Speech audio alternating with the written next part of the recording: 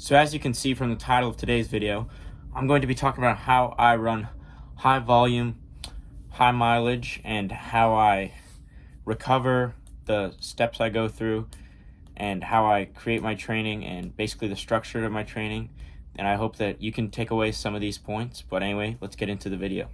I first want to start off this video by saying that you should not necessarily copy or take my advice at all. What I'm doing is kind of a lot, especially as a high schooler, but so far I haven't been too injured or knocked up, and I've had some relatively good success doing it.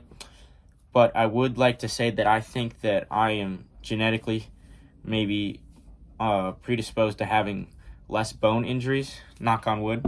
I have not had any broken bones. I never had broken bones when I was younger. Most of my siblings never really had broken bones, except a few collarbones, but no like injuries below the belt or anything, except for my sister did break her leg one time. But overall, I've found that my family is pretty durable when it comes to bones. I also have pretty big bones, like my ankles are actually pretty thick. I have, as you can see, most people have skinny ankles. I find my ankles to be pretty big and pretty wide. I don't know if that has anything to do with it, but yeah, I just wouldn't take my advice too much if you're prone to injury or if you've had any bone injuries in the past. But now that I get that out of the way, we can finally start about talking about how I actually do my training. So for my training, I basically do 3 workouts a week, and the rest are easy days. And then I have one day that I take basically off. I run 4 miles that day, very easy. Basically just a very light shakeout jog, just because I've noticed that my legs don't exactly feel the best if I take a day off. I get this kind of stiff feeling in my legs where like the first couple miles of the run back just kind of feels off. I don't know exactly how to explain it, but let's dive a little bit deeper into the training. So for those workouts, I usually do 1 VO2 max session a week.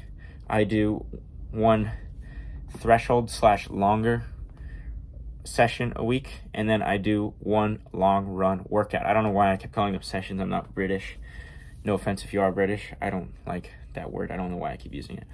But I digress. So I usually do a long run, but now that I've gotten into the racing, I kind of am doing more workouts on the weekend just because I don't have time to exactly do 3 workouts how I want, because I have a race once a week. I have to account for that. But I also kind of use the races as workouts, especially because some of them are not too competitive. As you saw last week, I won some good. I won all 4 of my races at last meet, but hopefully I can get some competition coming in the later season. It's going to be pretty tough. It kind of sucks though, having racing like no one up until basically regionals. In league, there are some good competition there, but I don't really see them that much during the season. But it's whatever. I know I'm ready. The workouts have shown I'm ready, but I haven't really exactly ran as fast as I want to, just because I haven't really tried in a race. But I digress. We'll get back to actually what I'm talking about. So the VO2 max session is usually a shorter interval type session. I'll show you some workouts over here that all right, sorry about that. My phone ran out of storage, so I just had to go delete a couple things. But now, anyway, back to what I was talking about. For my VO2 max workouts, I usually do shorter to mid-range intervals, anything from 200 to a mile I'll do for VO2 max type sessions. And those are basically just going very hard, not very hard, but going hard and fast. Most of the time it's around race pace, and they're meant basically, when I run a VO2 max workout, I want to feel something at the end. I don't want to feel like every rep I'm dying, but the last rep I want to basically be on my knees, like gasping for air. Not gasping for air, but just like trying to catch my breath. I want it to hurt, because it's called VO2 max. Go to your max. And I want it to hurt just to know that I got a good workout in and good session. I don't know why I keep saying that, but anyway, that's that for VO2 max. Anyway, now on to my threshold type workouts. I don't really like calling it that. It's just what people say. Basically, it's tempos, fartleks, and longer intervals with short rest. Basically, Sometimes I do long intervals with short rest, like I'll do 8 by K off a 30-second rest. I've done that before. I've done 5-mile tempos. I've done 25-minute fartleks where I do 3 minutes off, 2 minutes on, and those average to be, I think the best tempo I've ever done was 5:37 average, kind of, and then the best fartlek I've ever done, I averaged about 5:30, I think, although maybe it was under 5:30, but something like that. And for my tempo runs, I've done 30 minutes. I've done 20 minutes to 30 minutes, basically. I used to do 20 minutes. Now I'm doing 30 minutes now that I've increased my mileage. And that's that for my threshold type workouts. And then the long run, I did long runs every week, and I would basically do 10 miles at a moderate pace. Sometimes I would kind of push the pace, run 6.0s, run under 6 a couple times, but sometimes I would do progression runs, sometimes I'd do long runs. But basically the goal was to get in 10 miles of volume of some type of fast or moderate work to build that aerobic base and stuff. But now that it's season, I've kind of cut back on my long runs. I'm still doing long run volume, as in I'll do 12 miles on most Saturdays, whether it's a track workout or it's a long run. I still try to get in the volume. And that does it for the workouts. Now we're going to be moving on to mileage. For mileage, I have been doing a lot more than usual. Last cross-country season, I hit 50 miles a week pretty regularly, and I thought that was pretty cool, but I didn't really see the results I wanted. So I decided in the winter, that I had to change something. So what I did basically was I increased my mileage to about 65 miles a week. I've been hitting 65s pretty much every week since January, and I've been feeling really good. And then I also have increased my workout volume and my workout intensity. I'm running a lot faster, or around the same pace for workouts I did last year, but I'm doing a lot more of that work. I'm also running faster in some workouts. I think I've run some of the fastest workouts I have done this year, while also increasing the volume. Now, last year I tended to fall off at the end of workouts, but this year I'm actually holding the pace, because I understand that the best part of a workout is the end. You're doing all that work for the build-up at the end of a workout. That's the part that really matters. And basically, you have to work yourself to get to a point to where the workout is beneficial to you, if you understand. But when it comes to mileage, I think that it's not that important. It's important to get in the volume of workouts you want. Workouts is key. I do harder workouts. That's why I think I'm getting better. And you need to do longer and harder workouts. It's not about volume. Volume of like easy runs, that'll help you have the legs that'll be able to run the harder workouts. But you have to run the harder workouts to get faster. Nico Young said that I believe he runs 75 miles a week, but a lot of that volume is partially workouts. He does the same amount of workouts as, I believe, close to the same workouts as Drew Bosley, but Drew Bosley runs around 100 miles a week. And as you can see, sadly, Drew Bosley did get injured, but Nico Young is still doing well just because his volume is a little lower and he's not pushing his body as much. And overall, I think you just need to find a mileage that will work with you to be able to get in the work you want in your workouts, while also giving you the stimulus for aerobic and the stimulus in your legs that you'll be able to handle those workouts. Because doing hard workouts off of not running at all in between will hurt you a lot. You need to do something to get your legs and your body to be able to do these workouts and able to sustain these workouts, which I don't entirely understand. You could look into a bunch of different articles and stuff to better understand it, but I don't entirely understand it. I just know that you need to get your body ready, whether that's from cross training, running, or weightlifting. You need to get your body to be able to handle the workload that it's going to take to do these harder workouts. Now we're going to be talking about injuries. Injuries are very common in runners. They say that runners are the most injury-prone people in the world, and I'm not excluded from injuries. I've had my fair share of tendon-type injuries, but nothing major.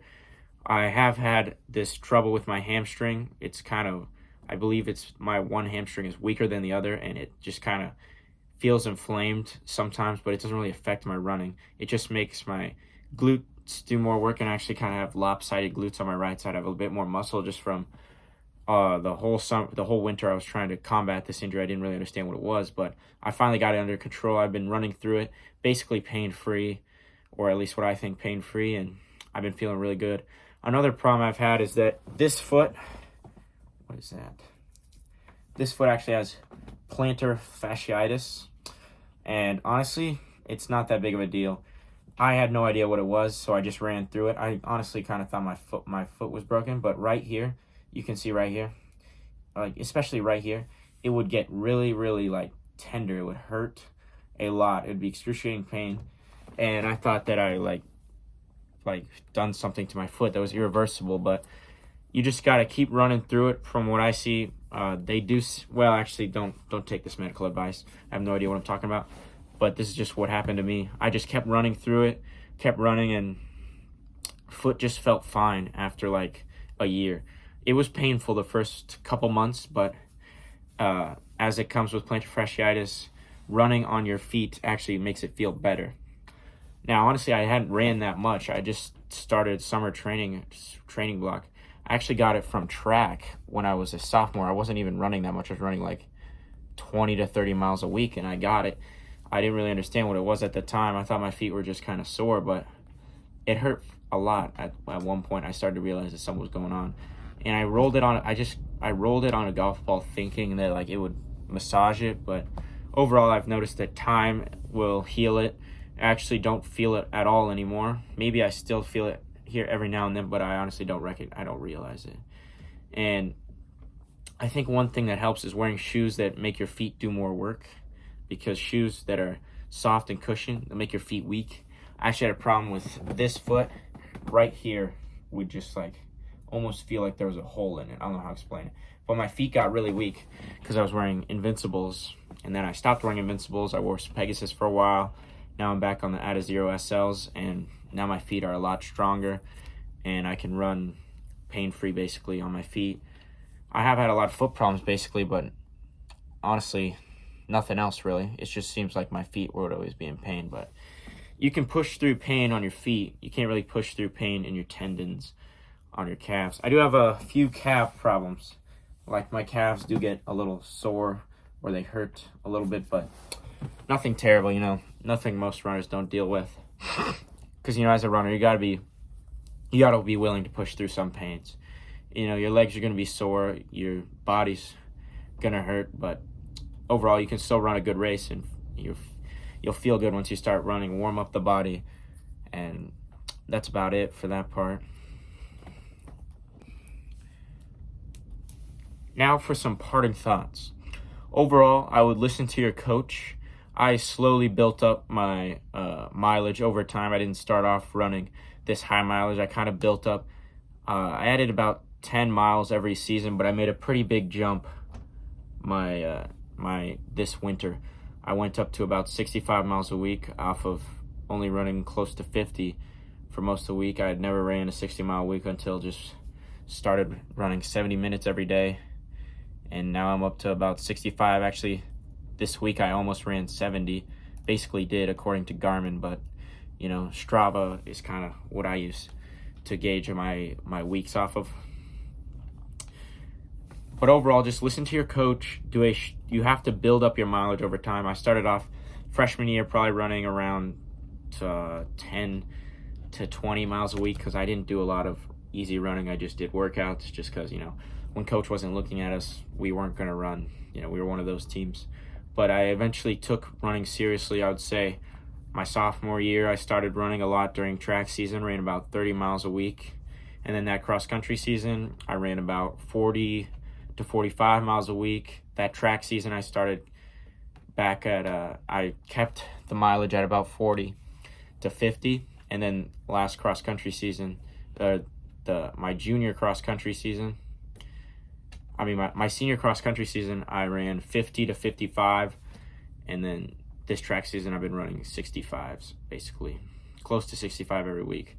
And I believe Hapton Cheney said, run a mile. He actually runs at 70 miles a week when he was in college, because he said that he wanted to be able to run a sustainable mileage. Because you do have to have sustainable training if you want to continue the training forever or for a whole block.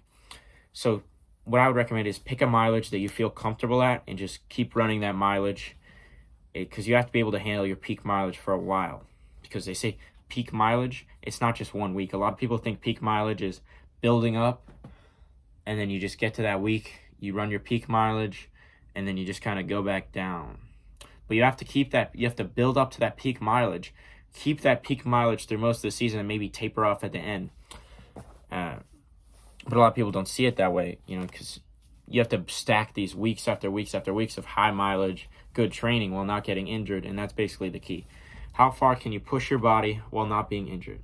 That's basically what makes great runners. You look at Cam Levins with his high mileage. He ran a lot of mileage, like over almost 200 miles a week. But he did a lot of his easy. He made sure to get in good recovery. And so far, he didn't really have any major injuries. And he ran some pretty fast times.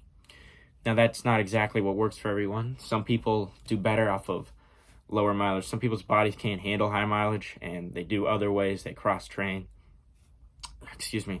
Different other alternatives. Overall, I would just recommend seeing what fits you best. I know it's very cliche, but if you feel like you've never been injured before, if you feel good, I would say push the mileage to a healthy level. Like I would say 50 miles a week is good to be hitting as a junior or senior. You don't have to do high mileage like I'm doing. I just like to run a lot. I feel like it's beneficial to me, and I also enjoy it. But you can also be good off of 50 miles a week. You just do some cross training. You can kind of mix and match and decide how you want to do your training. You can cross train a lot, run a lot, never cross train. Just depends on what's all available to you and how your body feels. But anyway, that just about does it for this video. Thanks for watching, and